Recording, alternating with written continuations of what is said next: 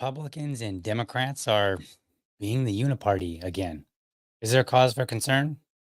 Oh, most definitely.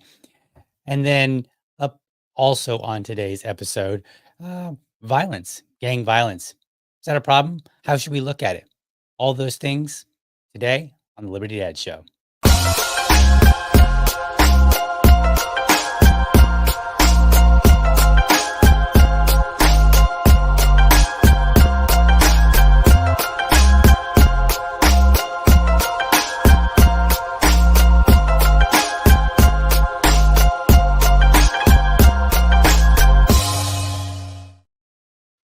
All right. Welcome to another episode of the Liberty Dad podcast, a discussion on politics and culture. If you're tuning in early, if you're tuning in live, I especially thank you for tuning in so early. All right. So, what do we have for today?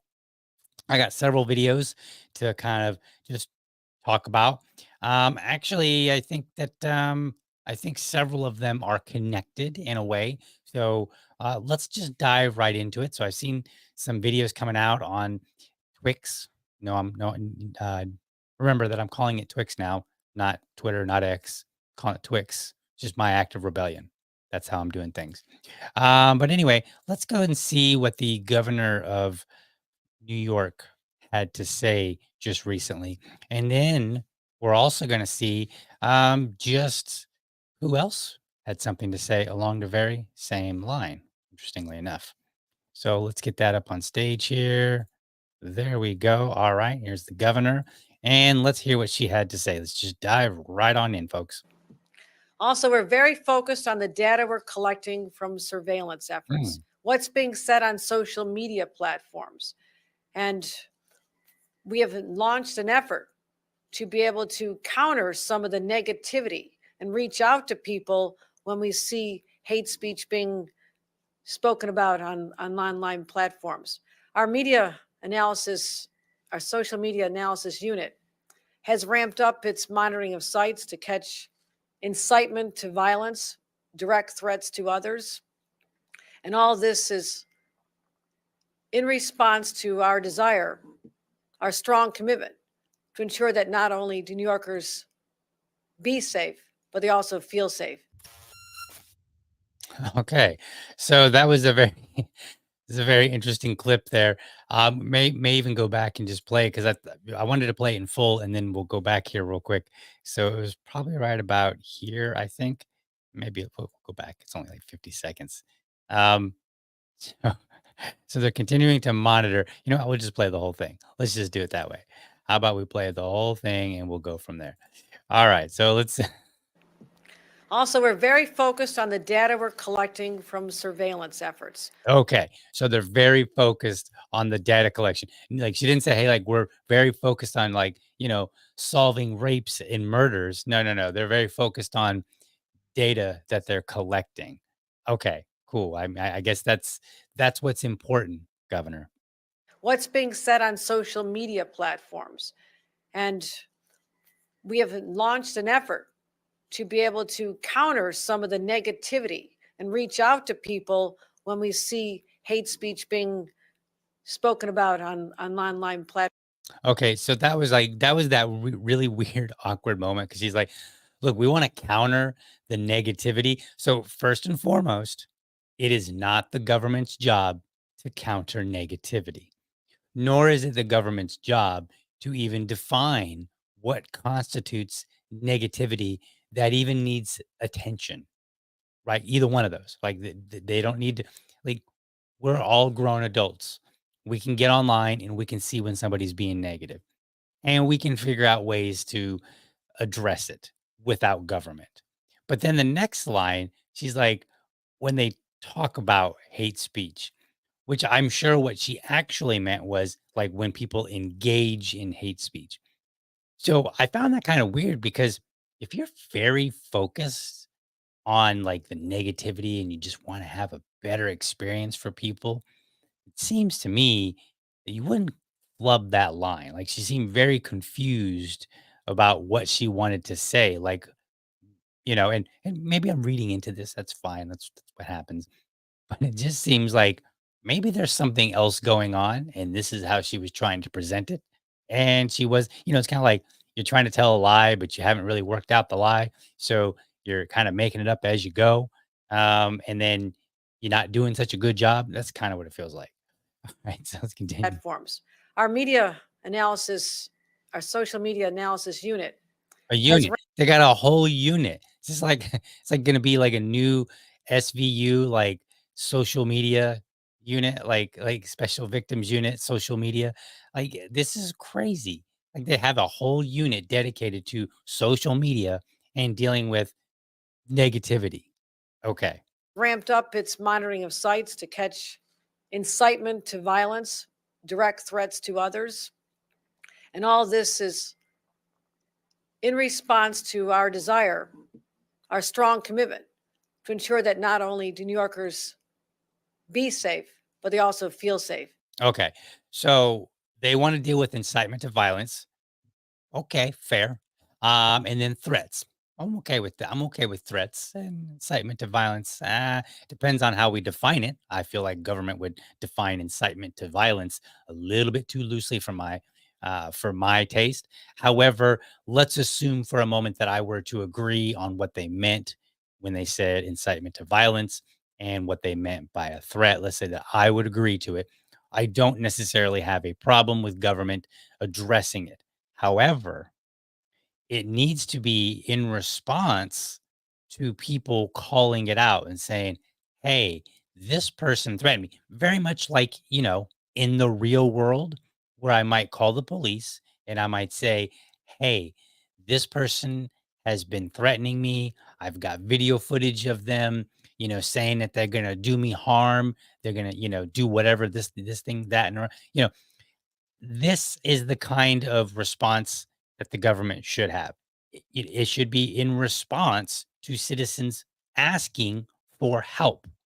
The only purpose of government is to, and from my perspective, would be to ensure that everybody's liberties are being secured, like nobody's rights are being violated. And if you're threatening me, then you're creating a situation where my rights are threatened in some way. And so then it's appropriate for me to seek out somebody and say, "Hey, will you stop this person?" And again, we're talking about a very legitimate threat. We're not talking about like some of this loose nonsense that people call threats. Like that would be, but instead, go back for just a second and see what you said. But instead, they didn't say, uh, here it goes. Yeah, we got words up on the screen. All right. So in response, so let me just back it up one more second here.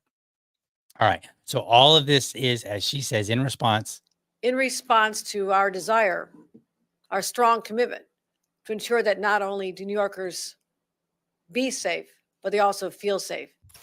so maybe I'm nitpicking here, but she didn't say we're doing this in response to New Yorkers reaching out and saying, "Hey, we don't feel safe on the internet. People are making credible threats." Again, that's not what she says. She said, "Hey, it's our commitment to this idea." Well, that's fine, but that could mean anything. That's so vague. Our commitment, our think of it this way.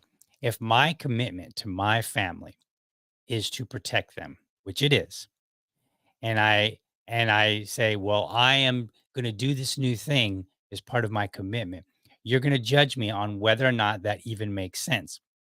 So, if I get up every morning and I walk around the whole yard with a firearm in my hand, basically like a sentry, just walking the perimeter. If I do that every single morning and say, "Yeah, it's part of my commitment to my family," you're gonna be like, "Dude, that seems a bit crazy." And then why would you say that? Because you would say, "Is there actually a threat that requires you to walk the perimeter of your property every morning or several times a day?"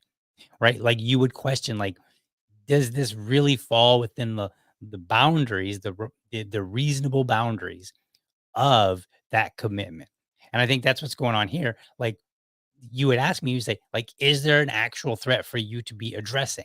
And in the same way, we should be asking the governor and say, do people Are people actually asking you to do anything, or are you just saying, you know what, this is part of our commitment too, and you know what, this is part of our commitment? Because guess how government grows? Scope creep, just like that. Well, we need to do this as part of our commitment. Okay, fine. I hear you. Now I start asking questions. Question is that really even necessary? Do you need to? Right? Like, is there an actual threat? Are people actually asking you for this? Or did you just take it upon yourself to do this?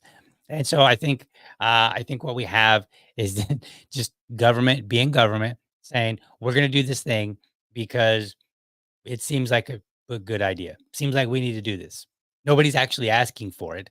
You know, you don't have people like I'm willing to bet the governor cannot produce a bunch of calls and emails where New Yorkers are saying, "Hey, we need this to be addressed. It is a big problem." Willing to bet. I'd put money on it. All right. So now I started off this episode by saying, suggesting that the uniparty, the Republicans and the Democrats, were at it again. So what do I mean by that? Well, let's go to our next clip here. And this is of the Republican candidate for president, Nikki Haley, former governor as well. So let's hear what she had to say. That might be kind of similar. When I get into office, the first thing we have to do, social media accounts, Hmm. social media companies, they have to show America their algorithms. Let us see why they're pushing what they're pushing. Okay.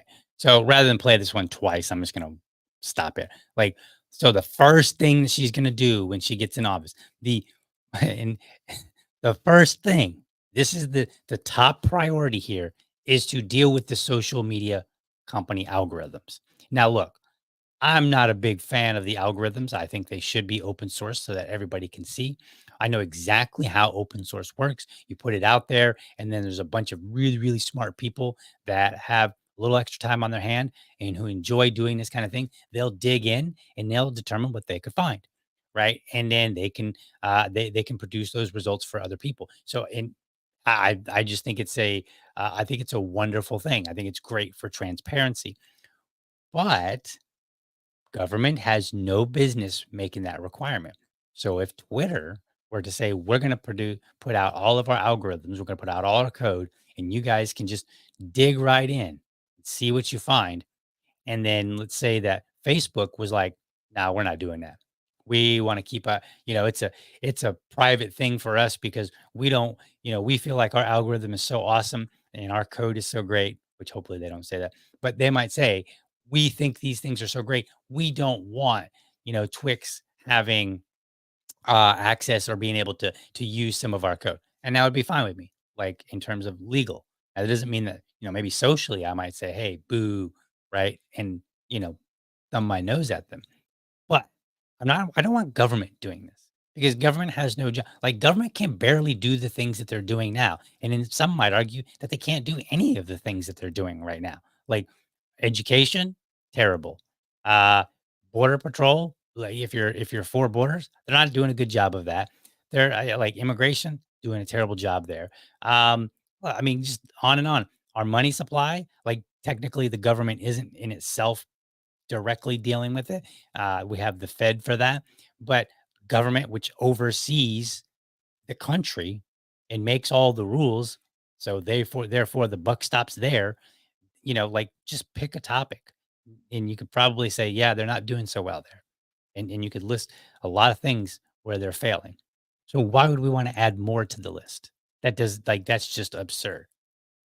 But if you think her absurdity stops here, my goodness, there's still what, 20 seconds left in this clip? Let's hear what she says. The second thing is every person on social media should be verified Huh? by their name. That's, first of all, it's a national security threat. When you do that, Okay.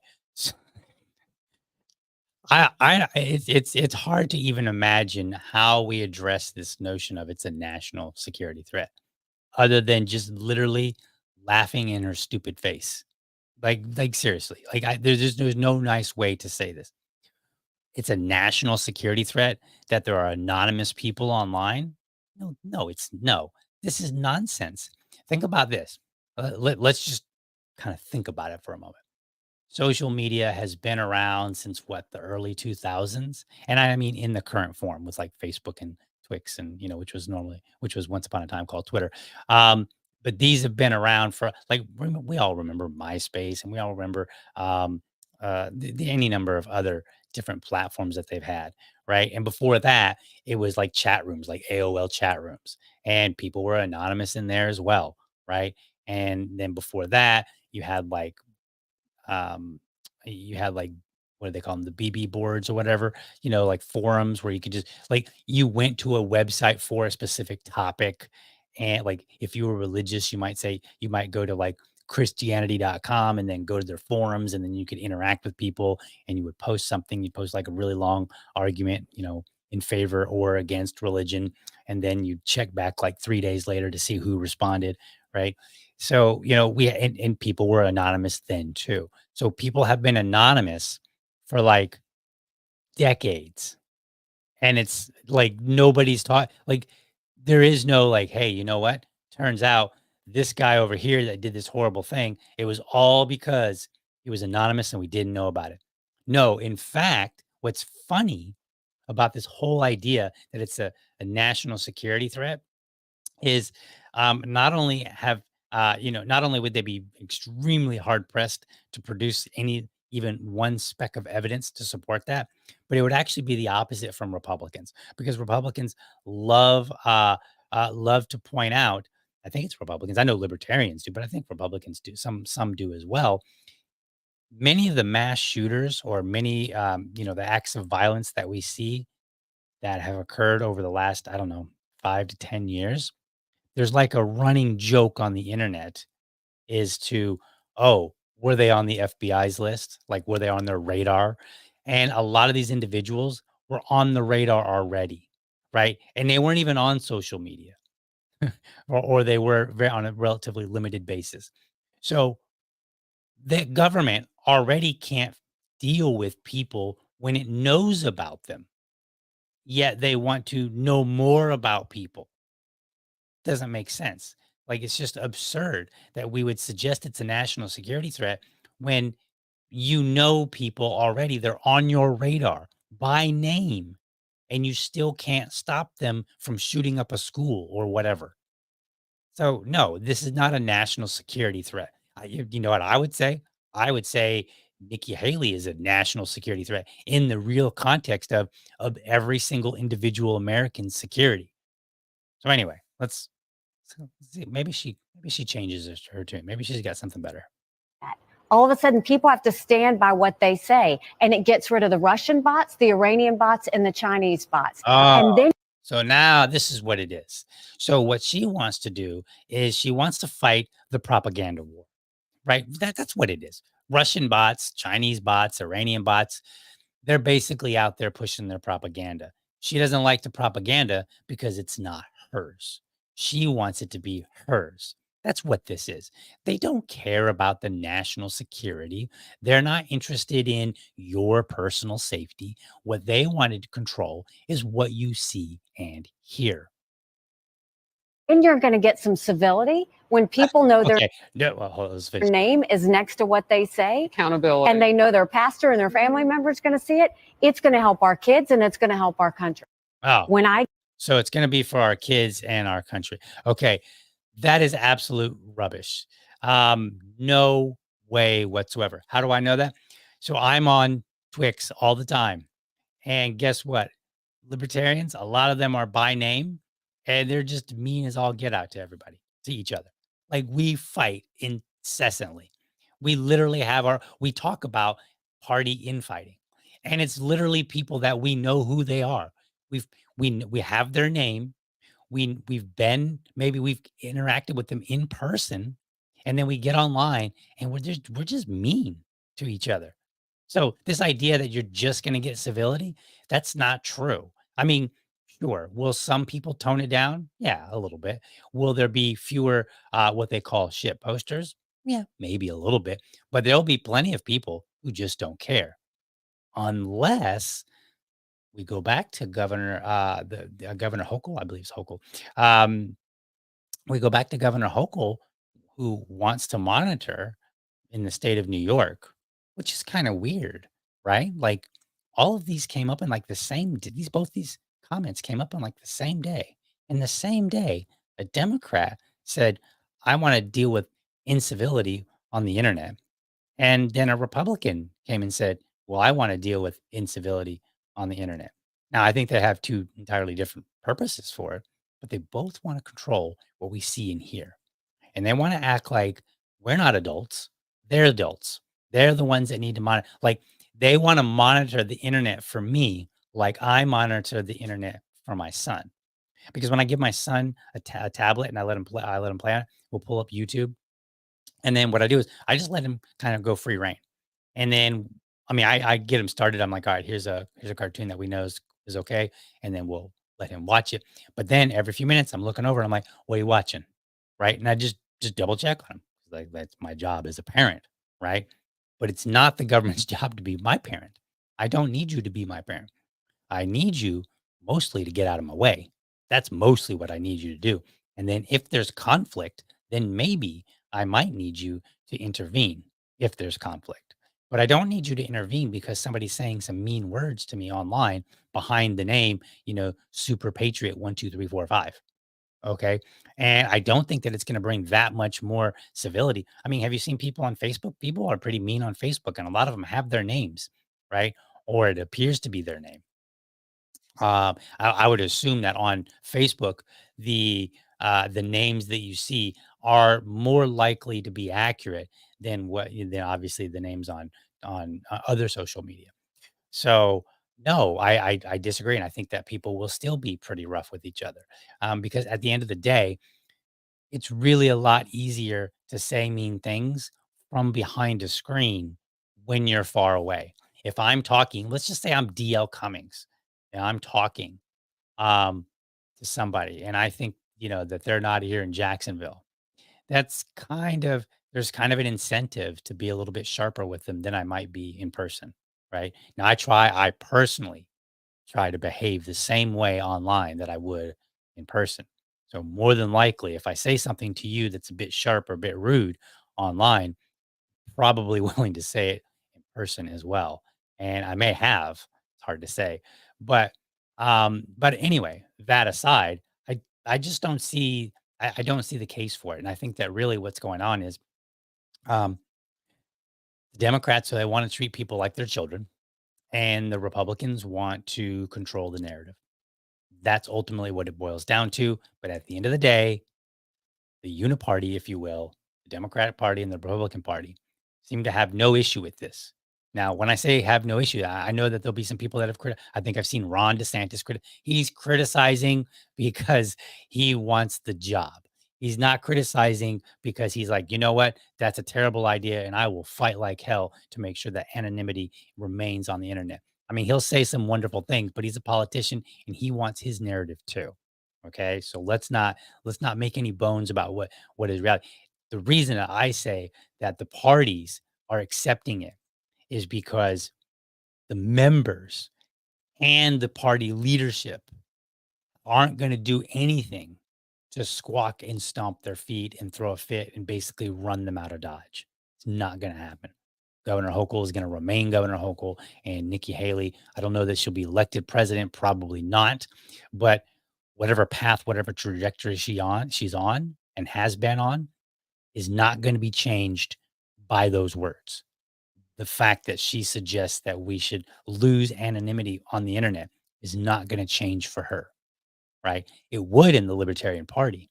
Like like we've had candidates that we've practically run out because we don't care, right? Well, we do, but like we love our party so much that we'll run somebody out of it, even if they have a hint of, like political or philosophical malfeasance.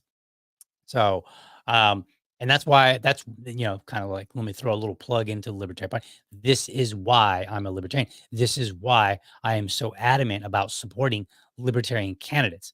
And I rarely or very infrequently will support candidates from other parties. Now, sometimes I do. I don't do it publicly because I'm an officer in the party, and that's to me that's a that that that is like that I find that to be very problematic. If any officer were to outwardly say, "I support this candidate who is not a candidate for the Libertarian Party," so to me, that is unacceptable behavior for an officer. So I don't do it. But at the end of the day, when I get to the voting booth, I have voted for Democrats and I have voted for Republicans. Mostly, I do so on the local level where I believe that I have a little bit more say, a little bit more voice with them.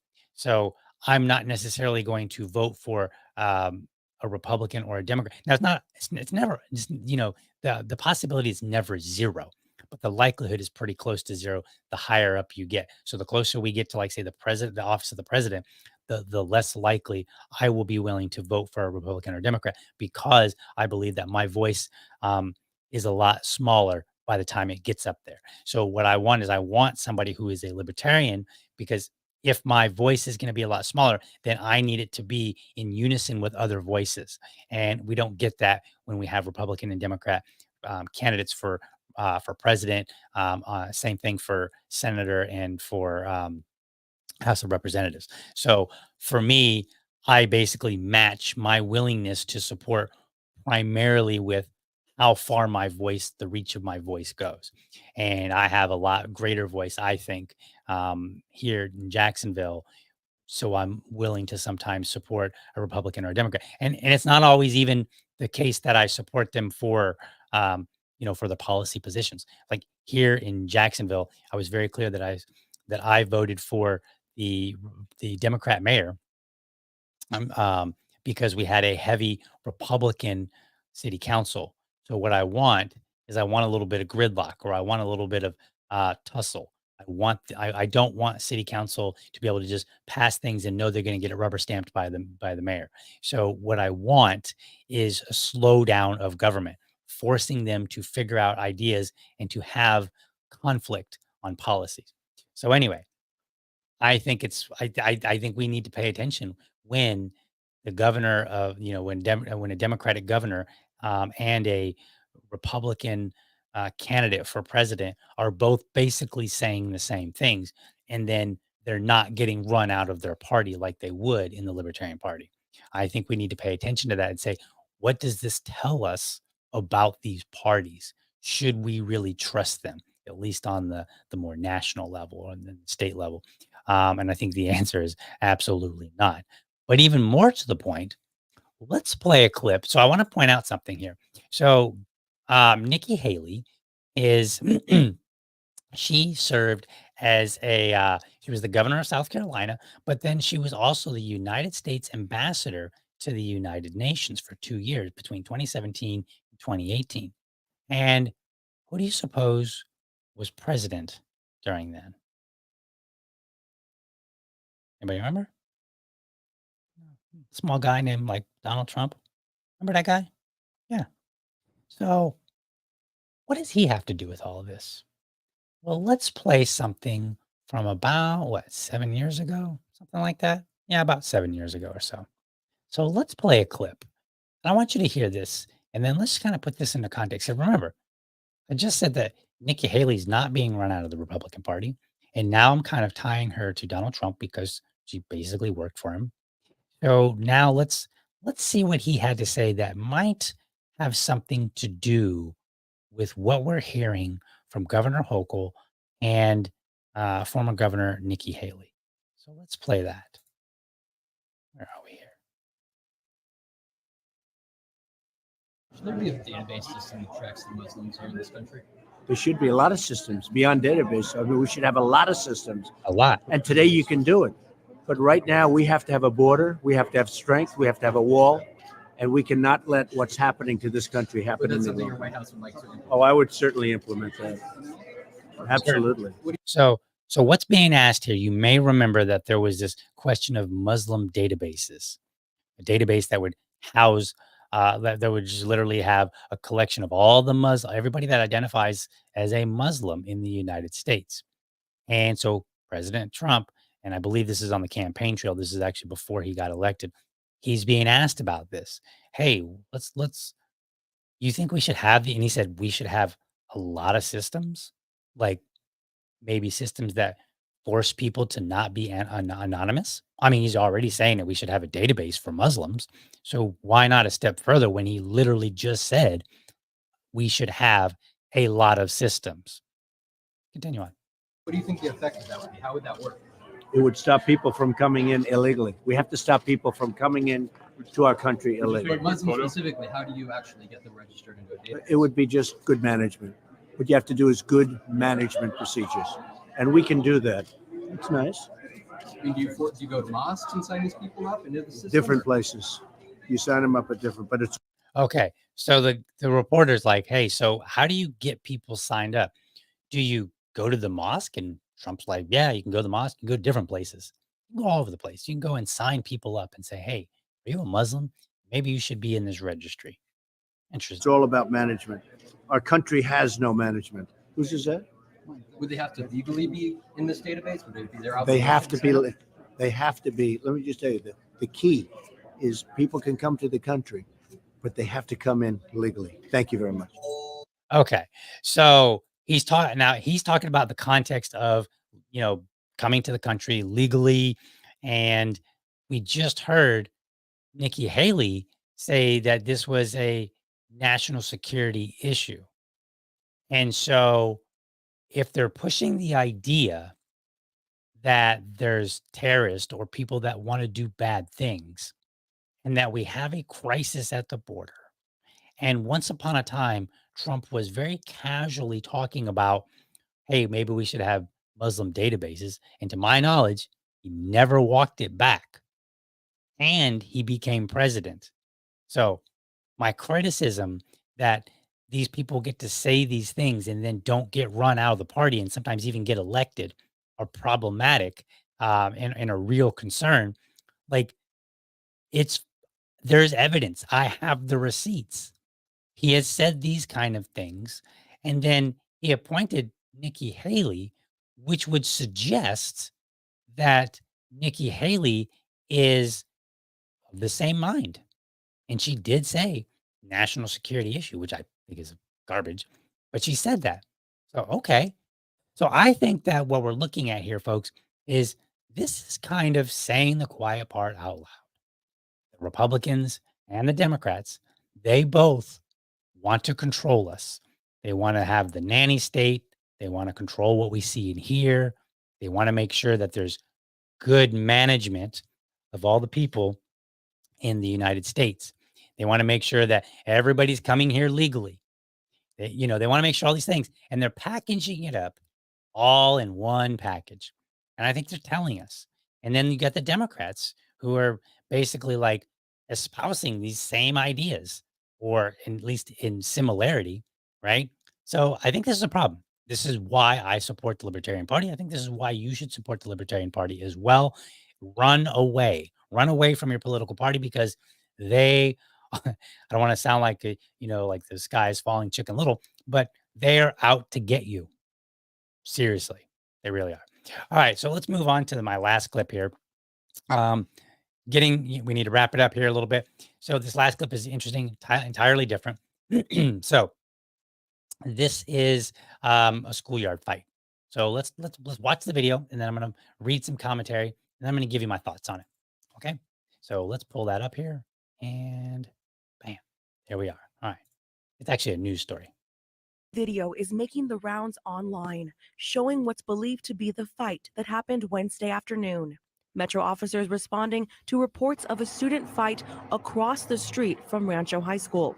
The investigation revealing the victim got into a physical altercation with 15 people before cops arrived. Nothing that large, like 3 people maybe, but like 15, I've never heard of that before. Rancho High Junior Antonio Green says he's a classmate and saw the video. It could happen to anybody. It could happen for me just because I have a natural mean face. It could happen to me just from looking at somebody the wrong way. Neighbor Greg Bostick was shocked to see it. From the video, that's a problem. You can't just retaliate with hate, and get back and revenge all the time. Sometimes you got to talk it out. Off camera, a neighbor tells us that he helped carry the victim to the campus parking lot. Bostick says he saw the aftermath. Somebody was laying on the ground, and they were like out of commission and incapacitated. And Metro says the victim appeared to be unconscious when school staff performed CPR. right in that parking lot, I saw somebody getting chest compressions and CPR. The police came, ambulance, fire truck, and they kind of dealt with it. All right. This was a very sad story. There was a young man, I believe he was 17 years old, and one of his friends was being picked on. He intervened and ended up getting jumped by like 15 kids. And it appears that most of them are black. The reason that I'm pointing that out is because a lot of people online are making that an issue. They're like, hey, look, it's a bunch of black kids. And then they're maybe showing some other video with, some black kids doing some unsavory things or some violent things. And they're kind of suggesting that this is part of the culture, if you will. So I want to read something. This comes from Dom Lucra, I think is his name. I'm not terribly familiar with this guy. I do follow him just because I see some interesting things on Twitter. Twix. Sorry about that. But let's see what he had to say about that. All right. So he says the 15 kids that killed 17-year-old Jonathan Lewis over a nicotine packet don't represent the black community. What took place was barbaric and shouldn't happen in a country of equality. I'm going to be very real for a second. Not everyone that attacked him was black, but the black children will be the focus for narrative purposes. I really wish ignorant black people knew how hard they make people like me have to work.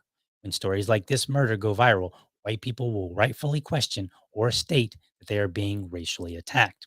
The same goes for if the boy was black and the 15 boys were white. It would be shared by every major black influencer.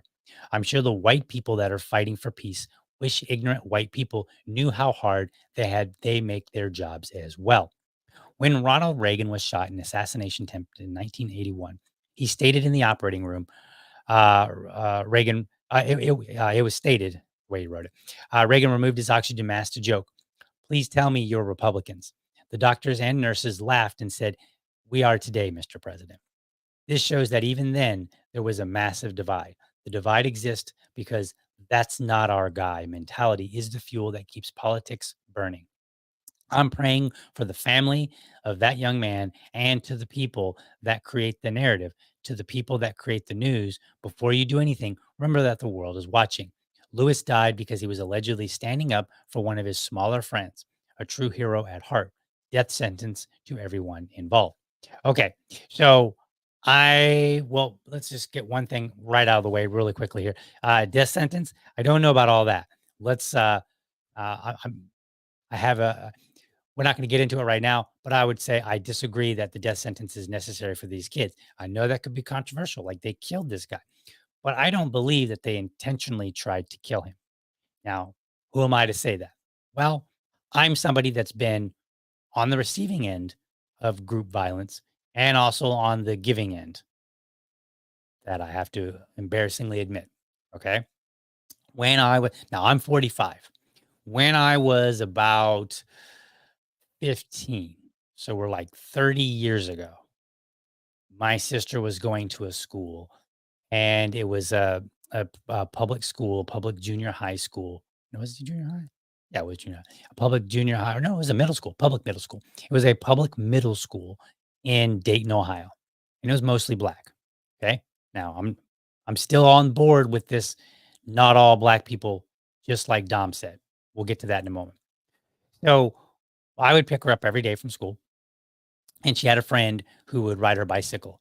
And I swear, almost every single day felt like that poor girl, something was stolen off her bicycle. Like it was locked, but they would steal the seat, the rear wheel. I mean, something. It was like constant. It was kind of sad. Like it was like, I was like, wow, this is crazy. So one day, me and my friend, Rocky, now you can see my complexion isn't quite white. My friend Rocky was totally white. Like he was very white. So um, some kid yelled something, and I think my friend Rocky thought he was talking to him, whatever. It ended up Rocky punched the guy in the eye. Okay. That wasn't going to stand. All of a sudden, the next thing we knew, me, my friend Rocky, and my sister were surrounded by a bunch of kids. Most of them middle school. I think there might have been one or two that were like a sibling also there to pick up their their brother or sister. So we're surrounded now. okay, by kids yelling at us. I don't remember the details exactly, like how it got to that point, because everything happened really quickly. Like, I think my friend Rocky thought he said something to me. He was like, "Well, you talking to me?" Bam, popped him right in the eye. Okay. And then all of a sudden, now we've got a group of kids around. The reason I'm telling this story, now we didn't end up getting, we actually ended up not getting beat up at all. We actually made it away safely. We were able to run, um, and and get away. It was mostly just a yelling, and one or two kids actually wanted to fight, but the rest of them were just kind of there, making a bunch of noise. Um, so then later, in say when I was like 17, maybe, I was hanging with the wrong crowd, and my buddy, his name is Ernie. At the time, he's not my buddy now. I've long since lost contact.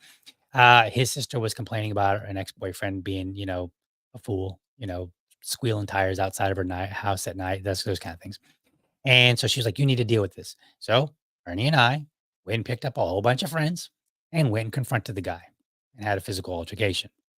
Now, in neither case was anybody sent to the hospital. Most of it was just your simple schoolyard fight. The reason I'm telling you these stories is because these kind of things are not new.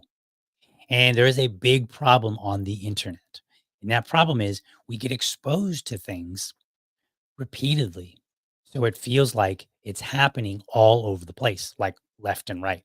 Right. This is why libs of TikTok really should be criticized, not for half the garbage that they get criticism for, but they should get criticism for presenting all this stuff as if it's so rampant that every classroom has some weirdo, you know, gender queer person trying to assimilate our children, right? Like they that's how it gets presented, because you just see film, or clip after clip after clip after clip, and after a while you're like, I'm not seeing any clips of other teachers.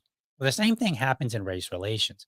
We start seeing all these clips of black kids acting like fools. And then maybe we don't see so many for the white kids. And we're like, man, these black kids are just out of control. These black people are crazy. Well, no, it's actually not the case. And when Dom says that, when he says, where does it go here? I'm reading it. Wow, what?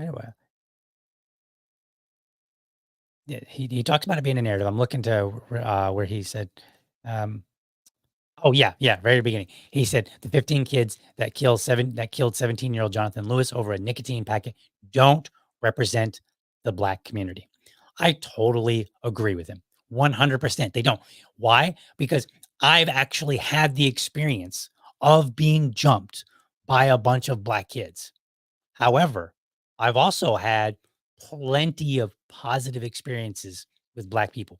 Even at that age, I had friends at that time who were black. And let me tell you what kind of, like, let me just break another narrative. Okay. um, you know how we have the narrative that, like, we say that word, that all black people just go crazy? Let me tell you something else that happened when I was 15. My black friends, they came to me and they said, look, they called me Daniel at the time. Nobody called me DL back then because, that's my new adult name. But at the time, they were like, Daniel, like, hey, if you want to call us nigga, it's cool with us. And I was like, I'm going to pass on that one. Right. And the reason that I passed on it is because I was like, well, you may be cool with it, but I know there's some others that aren't going to be cool. So what I'm trying to point out here is that a lot of these are exactly what Dom says. They are a narrative. Now, does that mean that there's not necessarily a problem that needs to be addressed in a particular community, any community? No, that's not. I think that a lot of communities have different unique problems. I think right now it would be fair to say that while these kids don't represent the black community, there is a problem that allows this to kind of come out in the amount that makes it feel that way, right? But it's we have to remember, it's not representative, because there are many, many fine, upstanding black men, black women, and black teenagers and children. Plenty of them. I've met them over my 30 some years of, well, more than 30 years, but going back to at least my teenagers, over some 30 years of engaging Black people in various cities in multiple states, I can tell you that hands down, my experience with the Black community has been far better, far, far better, very pleasant compared to that one incident, that one time. And I'm somebody that's actually experienced it. Most people watching that video, they have never experienced anything like that ever. So they're getting a very poor representation of a community. I do believe that he is correct. Dom is correct when he says, I really wish ignorant Black people knew how hard they make people like me have to work. They do. Ignorant Black people, and there are ignorant white people. It's okay to say this. Ignorant Black people that do these kind of things or make excuses, they make it harder for the Doms of the world to show people, hey, by the way, this is not representative of the Black community as a whole. So that's what I wanted to kind of point out. And I wanted to tell a story that I've experienced. And it's very unfortunate that this 17-year-old was killed. I don't, apparently over a nicotine packet. I don't know the details. What I do understand is that he was sticking up for a friend. So good on him for that. It's always good I think we should always push the idea that we're going to stick up for our peers, but we also need to say, hey, these youth, like, would I sentence them to the death penalty? No, I would not. Would I be willing to send them to like some sort of camp that like where like a military type camp where they have to get up at 5 a.m. and go out and dig holes all day? That was kind of a movie too, but it's a point. Disregard the fact that it was a movie, but it's a legitimate response in my opinion. Like, I think we do need to do something about it. I do think that they need to address the problems in their community because communities external to them cannot do it for them. That's part of being an adult and they need to be addressed. And so, kudos to Dom for pointing this out. I agree with most everything that he said, again, with the exception of the death penalty. But otherwise, he's absolutely correct. Our takeaway should be, hey, this is something that we see on social media. And I probably saw a bunch of other videos like this. But what I'm not seeing are all the videos of Black people engaging in a very pleasant and positive way. And that's what we need to remember. We need to remember how much we are consuming. This is why I'm a big fan of get out, get off the internet, go touch grass. Because without that video, if I told any one of my friends who have never had the experience of being jumped about it, they'll be like, wow, you got jumped. I know one person exactly that's ever been jumped. Right. So it wouldn't feel to them like this is a rampant thing that's happening all over the place. All right. So that was my show. I hope you enjoyed it. Be sure to catch me every morning, Monday through Friday, for an informed discussion on politics and culture. And make sure you follow me over on Rumble or also on YouTube. Where's my little transition there? There we go. Go to youtube.libertydad.com. Subscribe to my channel. Subscribe over on rumble.libertydad.com if you're more of a Rumble fan, or if you're both, go ahead and follow me on, subscribe to on both. Leave a comment in the comment section. I do read them. I try to address them sometimes on the show, but don't always get to it. And then again, you can join me on Sunday nights at 7 p.m. when I look across the vastness of tyranny, that is the United States. And my co-host, Susan Hogarth, and I, we look and see what is the Libertarian Party up to? What can we get excited about? What can we emulate in our own communities? And then I bring that news to you. That's 7 p.m. Sunday nights. And then again, watch me Monday through Friday, 7 a.m. for an informed discussion on politics and culture. Beyond that, if you're I don't have my notes up and I can never seem to remember my own tagline. But folks, I want you to have a great week and get out there and go touch grass. In fact, I'm going to go do that right now. So with that, have a good one. I'm out. See you next time.